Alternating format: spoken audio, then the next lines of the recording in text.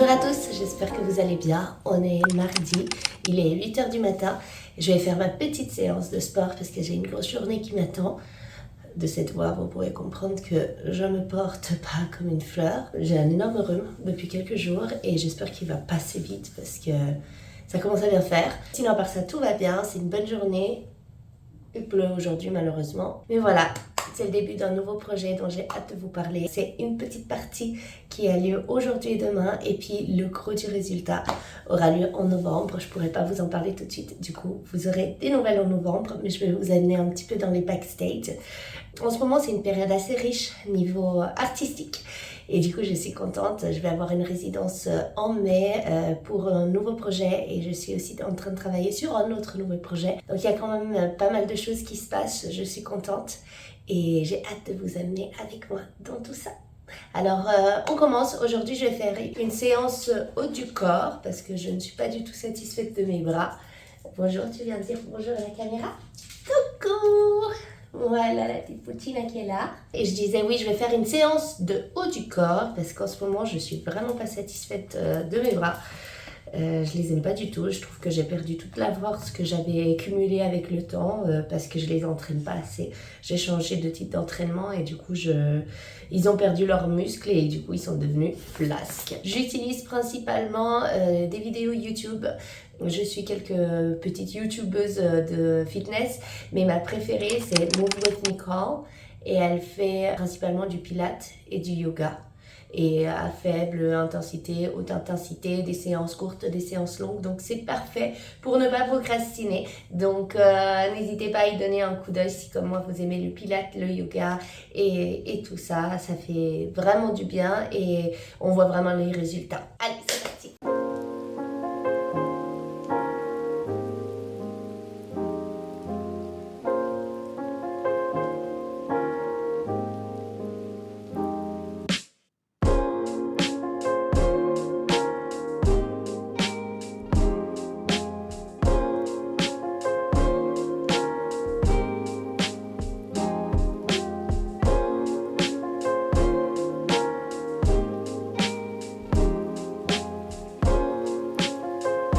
Je viens de rentrer chez moi, c'était une journée extraordinaire.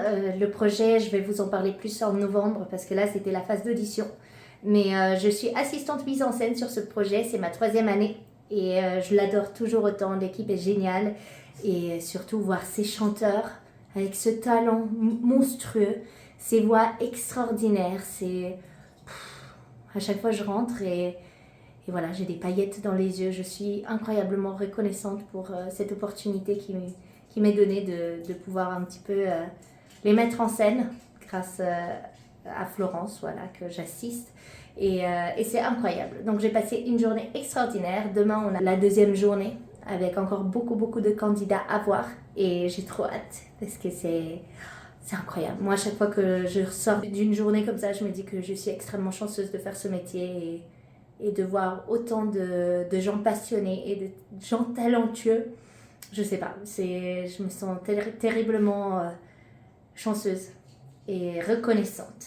Donc voilà, petite soirée, j'ai pas du tout fini de travailler, j'ai encore énormément de choses à faire. Là, j'ai un texte à apprendre pour une pièce, donc il faut que je m'y mette. Je suis très en retard, je dois dire, donc il faut que je commence à travailler dessus, donc je l'ai imprimé. Et c'est ce que je vais faire ce soir. Avant d'aller me coucher, je vais lire quelques pages. Très important de lire avant de s'endormir. Ça me permet de m'endormir un peu plus apaisée. Et là, je vais prendre un bain, me relaxer, pyjama et petite soirée tranquille. Je crois qu'il y a une petite Pulcina qui a très envie de sortir. N'est-ce pas, mon amour?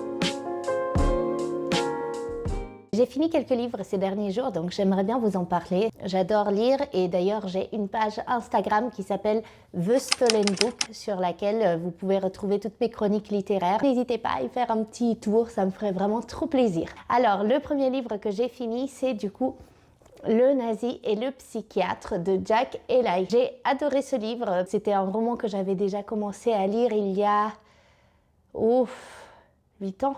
Ça passe vite, mais c'était pas la bonne période parce que je jouais au Festival d'Avignon et si certains d'entre vous ont déjà fait ce festival, eh ben, ils doivent savoir que c'est quand même un festival qui est très prenant parce qu'il y a tout le tractage de la journée plus le fait de jouer, donc ça requiert beaucoup d'énergie, en plus sous une chaleur étouffante. Et ici on parle du procès de Nuremberg, en fait la période avant le procès où on va faire appel à des psychiatres, des psychologues pour essayer de faire une analyse psychologique des eaux dignitaires nazis et voir s'il y a quelque part un terrain commun pour cette idéologie nazie. Les psychiatres vont avoir des avis divergents. On va surtout s'attarder sur le docteur Douglas Kelly qui va tracer un portrait des dignitaires nazis qui fait assez peur parce qu'il les décrit comme des êtres tout à fait normaux qui ont certes un intellect assez élevé mais qui n'ont pas de prédisposition à la folie. Et il va s'attarder longuement sur sa théorie que ce qui a poussé ces hauts dignitaires nazis à cette folie, à tous ces crimes de guerre, c'est le pouvoir, l'envie d'être vu, d'avoir de la reconnaissance, etc. Donc c'est un livre super intéressant qui fait quelque part aussi un peu peur. Moi, j'adore lire des livres sur la Deuxième Guerre mondiale parce que je trouve que c'est une période historique tellement riche qui peut tellement nous apprendre et en même temps, j'ai l'impression qu'on oublie, qu'on a tendance à répéter les mêmes erreurs et ça fait peur. Il y a quand même toute une partie qui se développe ensuite. On sera plus focalisé sur les hauts dignitaires nazis, mais on va parler du docteur Kelly et en fait du fait que lui-même il va se perdre dans sa folie en cherchant des réponses qu'il n'obtiendra bien évidemment pas. Donc je l'ai trouvé très bien construit, très intéressant et c'est un livre que je recommanderais à toutes les personnes qui aiment cette période historique et qui aussi sont fans de psychologie. Donc voilà pour le nazi et le psychiatre. J'ai terminé aussi un autre livre cette semaine qui est Normal People de Sally Rooney. Si vous êtes comme moi, si vous aimez les livres, vous avez dû voir celui-ci passer partout. Et en fait, sincèrement, à chaque fois que je lisais la 4e de couverture, ça me donnait pas du tout, mais alors du tout envie. En fait, je suis allée au Festival du livre de Paris qui se tenait au Grand Palais il y a 2 semaines maintenant, je crois. C'était sublime, vraiment, c'était magnifique. Et en fait, je suis passée au stand des éditions Point. Et en fait, c'est un peu mes éditions préférées. J'ai quelques maisons d'édition fétiches et Point en fait partie parce qu'à chaque fois que je lis leurs livres, en fait, souvent c'est des coups de cœur ou en tout cas des livres que j'ai fortement appréciés. J'ai vraiment rarement été déçue par cette maison d'édition. Ils avaient mis un petit, vous savez, dans certaines librairies indépendantes, ils font souvent ça où ils mettent un petit carton avec écrit à la main leur ressenti par rapport à ces livres et celui-ci c'était considéré comme un coup de cœur, comme par la plupart du monde. Hein. Et du coup, je me suis dit, tu sais quoi, Daphné, allez, prends-le et tu pourras avoir une belle surprise. Et en fait, je ne vais pas vous mentir, ça a été une lecture très agréable. J'ai beaucoup aimé. Les premières pages m'ont vraiment happée parce que Sally Rooney a quand même un style d'écriture qui est particulier. Alors moi que je suis fan de ponctuation, que j'aime quand la ponctuation elle est riche, belle et juste, j'ai été quand même un peu déstabilisée parce que elle en utilise pas. C'est-à-dire que les dialogues, ils sont noyés dans les paragraphes. Donc, il faut prendre la main. Mais une fois qu'on a compris le code, pour moi, la lecture a été très fluide et ça m'a pas empêché du tout d'apprécier le récit et de le vivre comme s'il y avait des dialogues. Donc, je sais que certaines personnes, ça peut les déranger. Pour le coup, moi, ça n'a pas été le cas. Par contre, j'ai été déçue par la fin. Alors, bien sûr, je vais pas vous la raconter, mais j'ai trouvé qu'il n'y avait pas une grande évolution en fait des personnages. Vous avez Connell et Marianne. Connell est une star au lycée. Il joue au football, tout le monde l'adore, blablabla, enfin le classique cliché. Et Marianne, c'est la fille pas populaire du tout. Bien évidemment, Connell et Marianne vont démarrer une histoire d'amour. Pas vraiment. Au début, c'est plus une histoire sexuelle, une attirance sexuelle entre les deux. Et qui va se transformer de fil en aiguille à de l'affection, bien sûr. Mais il y a toujours un peu cette part de honte. Connell, il a honte de dire qu'il sort avec Marianne, donc il va lui demander de garder le secret. Elle, comme elle n'a pas d'amis et pas de petits copains, elle n'a personne, et ben forcément, elle va garder le secret parce qu'elle trouve que c'est déjà chouette de pouvoir sortir avec cette personne qu'elle adore. Mais on va pas se mentir, c'est quand même toxique. J'ai trouvé que c'était une belle histoire, je me suis attachée au personnage, mais en fait, la fin, elle m'a déçue. Connell vient d'une famille pauvre, Marianne vient d'une famille riche. Ils vont faire une université qui est plutôt huppée, donc pour les gens qui ont des moyens. Donc les rôles vont s'inverser. Marianne va devenir la personne populaire, Connell va devenir la personne qui au contraire ne l'est pas du tout. Mais leur relation pour moi n'est pas exploitée à 100%. Et en fait, quand j'ai tourné la dernière page, j'ai été déçue. Et je me suis dit que c'était le genre de relation que je ne souhaiterais jamais avoir. Ces personnages, à part le début où je peux comprendre ce malaise de classe sociale et de honte à l'idée de sortir avec quelqu'un qui ne fait pas partie des standards de beauté, etc., de la période dans laquelle on est en train de vivre. On parle quand même du lycée. Je pense qu'on a tous un peu déjà vécu ça. On va pas se mentir, c'est des problèmes qui sont très très communs, surtout à la période du collège, du lycée.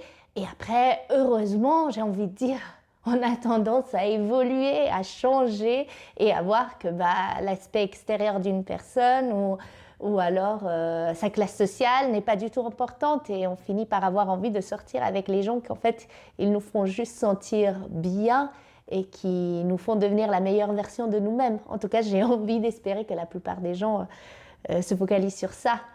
Et du coup, je suis restée un peu sur un petit amer parce que j'aurais aimé voir ces personnages vivre leur histoire d'amour jusqu'au bout. Alors que là, j'ai l'impression qu'il y en a un qui se contente d'une certaine situation parce qu'il a peur de perdre l'autre. Ça se lit très très rapidement. La plume, moi, je l'ai beaucoup aimée, je l'ai trouvée originale, malgré tout, je peux rien dire. Voilà, pour Sally Rooney, Normal People. Et là, du coup, j'avais envie de repartir sur le 3e tome d'Harry Potter que je suis en train de lire en anglais. Je l'avais commencé il y a 2 mois, j'avais pas le temps et du coup, je me suis laissée emporter après par d'autres lectures qui me faisaient plus envie. Et là, je me suis dit que c'était vraiment le moment et je suis en train de le dévorer. Je l'ai repris et j'ai déjà lu plus de 150 pages. C'est tellement bien. À chaque fois que je redécouvre l'univers, que je redécouvre les petits détails, certaines scènes ou petits passages ou épisodes qui n'ont pas été remis dans les films, je suis comme une folle parce que je me dis « Oh, j'avais oublié ça, c'est tellement riche !» Et du coup, je prends énormément de plaisir à lire ce livre. Et voilà, donc je vous tiendrai au courant quand je l'aurai fini et je vous dirai qu'est-ce que je vais reprendre après comme autre lecture.